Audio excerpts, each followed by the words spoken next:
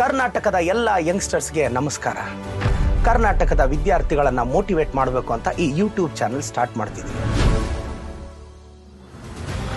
ಏನ್ ಪ್ರದೀಪ್ ಸರ್, ನೀವೇನ್ ಗೆದ್ದು ಬಿಟ್ಟಿದ್ದೀರಾ?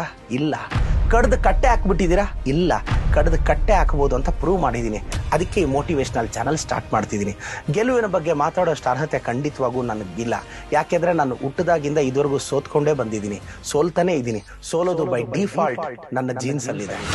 ಉತ್ತರ ಕರ್ನಾಟಕದ ಹುಡುಗ ಒಬ್ಬ ನನ್ನ ಬಂದು ಮಾತಾಡ್ದ, ಪ್ರದೀಪ್ ಸರ್, ನಾನು ನಿಮ್ಮ ಥರ MLA ಆಗಬೇಕು, ನಾನು ನಿಮ್ಮ ಥರ ಸಕ್ಸಸ್ ಆಗಬೇಕು, ಏನು ಮಾಡಬೇಕು ಸರ್ ಅಂತ. ನಾನು ಸೋಷಿಯಲ್ ಮೀಡಿಯಾದಲ್ಲಿ ಕಾಮೆಂಟ್ ಸೆಕ್ಷನ್ ಓಪನ್ ಮಾಡಿ ಇದು ನೋದಪ್ಪ ಅಂದೆ.